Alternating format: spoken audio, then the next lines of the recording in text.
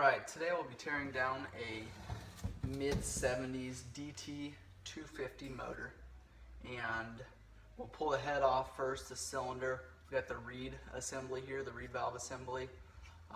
There's 4 head bolts here, and we'll pull these out, and they're not a typical head bolt. They look like this here. There's studs that come from the crankcase. And this a lot of times will just lift up. Now this one, here's your head gasket here. It's a brass gasket, or copper. The cylinder dome here. And a lot of times if a piston breaks, this will get scored up. So you'll want to make sure that that's nice and clean. We'll keep these 4 washers with the cylinder head bolts. Here's the piston here. It looks like there's not any scoring on these cylinder walls. We'll go ahead and, since we're here, pull this reed valve assembly.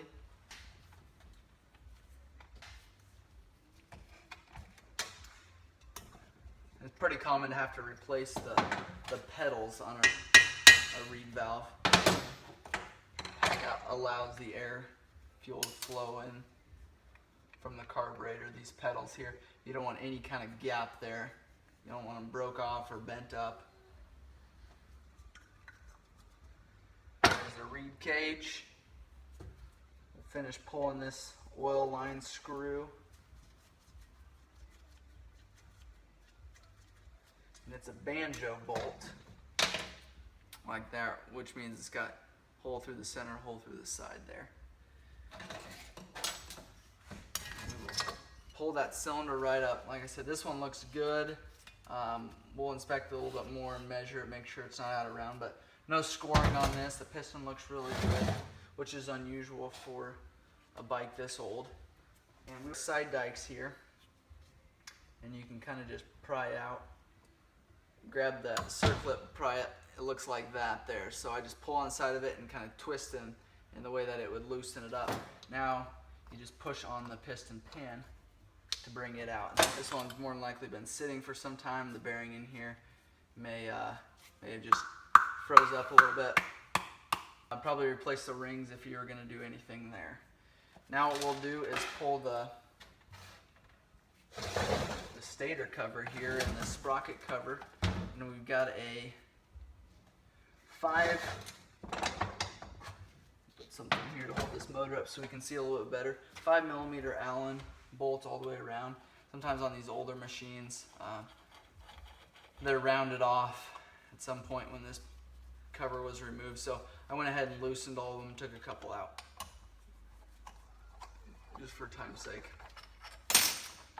Pull this off. Obviously this case is broke here. It's no good. You got your clutch assembly here for your adjust here. This rod is severely bent. Makes me think there's some damage, maybe to the clutch, maybe just the chain came and hit it. Really no way to tell, but that rod there is trash. Pull this cover here. There's your flywheel there. And we will pull this bolt, 19mm bolt. And when you're doing it, you want to make sure you don't get too far down in there with your socket, damage those threads. And we'll pull this lock washer out here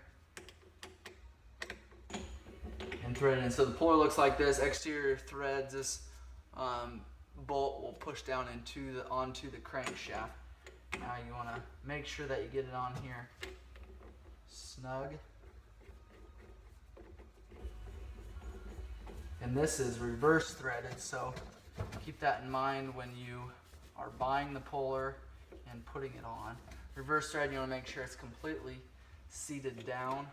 Then you can take this bolt, which in this case is a 17mm bolt there, and run this down, and it'll run against the crank. There we go, and it pulled out there. So this will just come right out. There's your flywheel there. This assembly is very clean.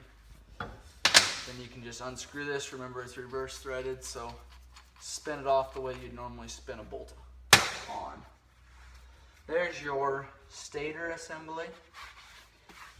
You got points in there, you got your pulsers, you got your coils, that's for your charging system, your lights, your spark on the bike.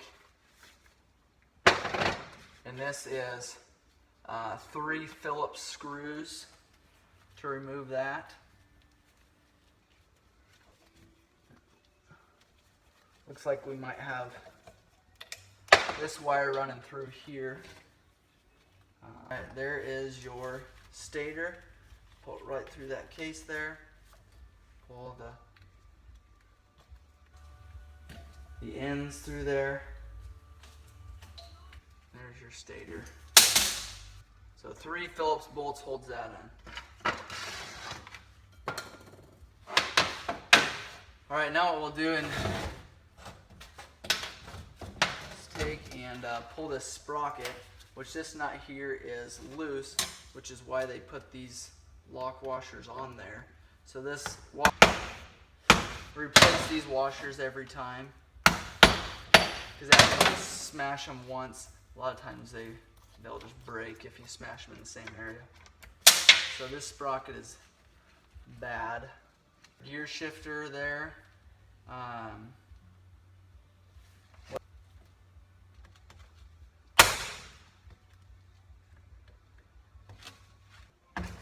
Alright, that was 9 there. Alright, that's 13. We will stop at 13 and flip the motor over, pull that clutch assembly, kickstarter assembly, and then we will pull the Phillips over there that need pulled to split this case. Right here we'll have oil pump, clutches. We will also have all the 5mm Allen bolts that we had on the other side. And again, I loosened a lot of these up. Kickstarter shaft here, your filler cap there for your oil. Oil pump is up here. Clutch will be right in this area. And this is 10 Allen bolts on this side. So oil pump here, we've got some water in there. It just means it didn't have a good gasket seal there or right here. And pull that oil pump with a Phillips. Cable comes into here from that there, and oil line in and out there. 2 bolts there, we'll pull them. Well, these oil lines are bad, so we can just cut them if they don't just come right off. That'll just lift right up. Cable is still attached there. We'll let that drain. Here's the oil shaft here.